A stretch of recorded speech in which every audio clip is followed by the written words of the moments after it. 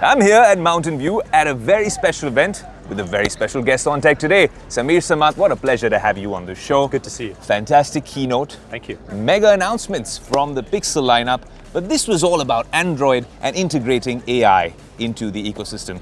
And you're no stranger to that, the big boss at Android. Tell me something, Samir, when you look at something this big, made by Google, and then you figure out that the biggest, most popular, the largest operating system happens to be Android, and everyone in India, most of us use it in some form or the other. How do you really change your approach for different markets? Well, first of all, it's great to see you. Second, I think that one of the things that we've been very humbled by is that India has embraced Android. Right. And so that's been wonderful. I think one of the things that's so great about the users in India is that they are at the cutting edge. Right. Actually, voice search has some of the highest level of engagement of any country in India.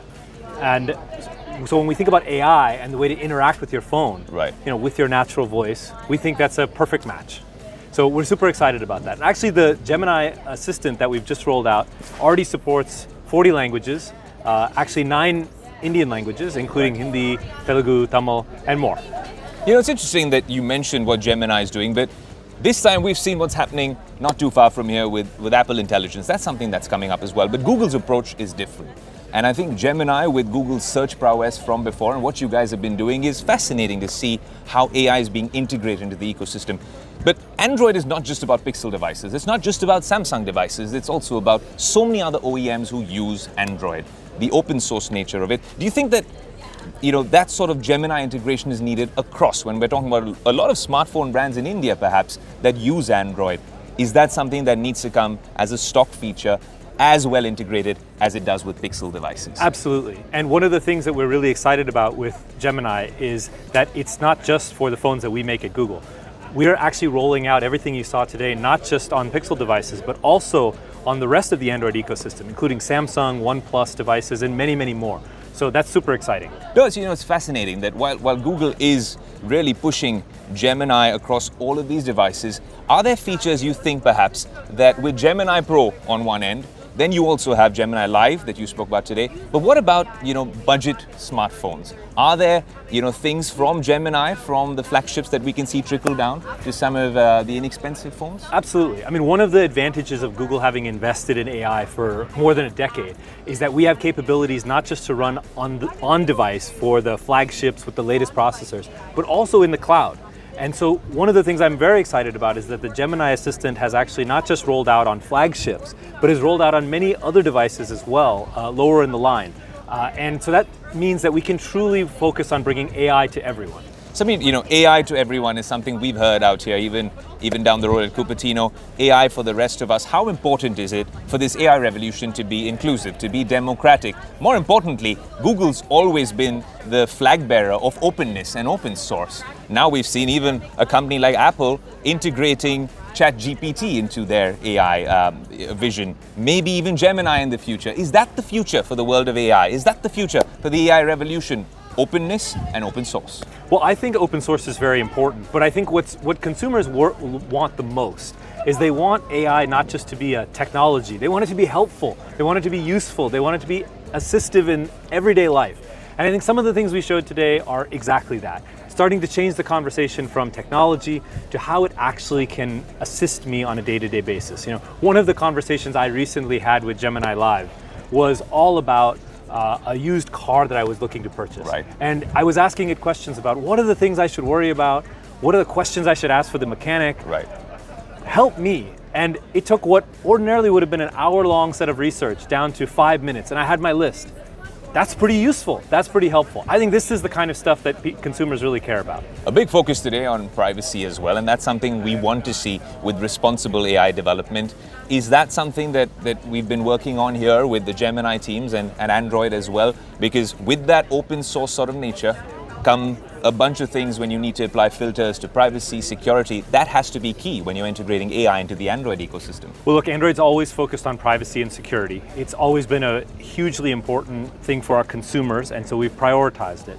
Of course, for you to have a truly go-to personal assistant that you talk to about anything in your life, your information needs to be private and secure.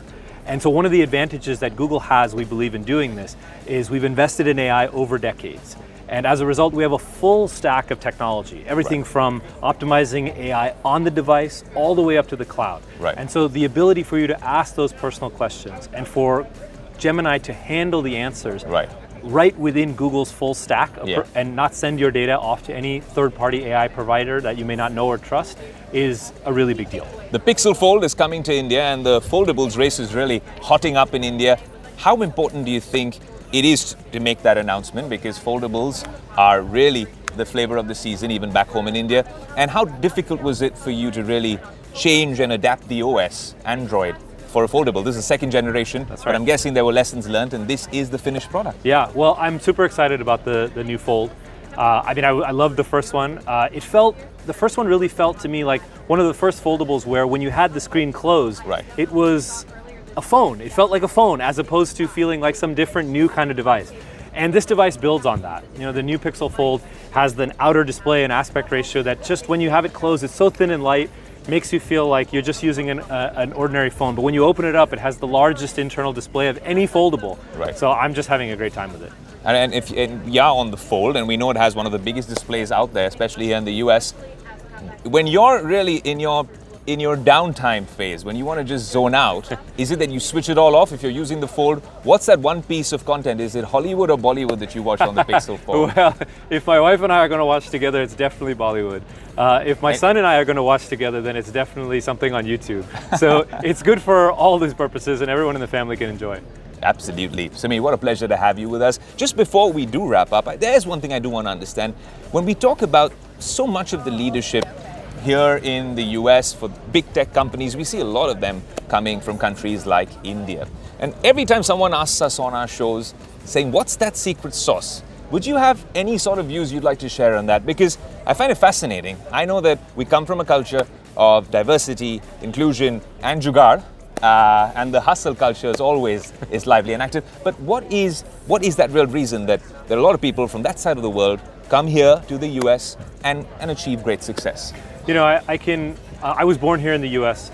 I can tell you that my mom and dad came here when they were much younger, and I think that the society in India gave them so many values and so many elements that they passed on to me that I feel have deeply contributed to me being where I am today. And I believe that the diversity in India contributes directly to the success of all of us abroad. What an absolute pleasure having you on Tech Today, and we hope to see you the next time in India, maybe catch a Bollywood movie with you as well. That would be great. Cheers. Thanks.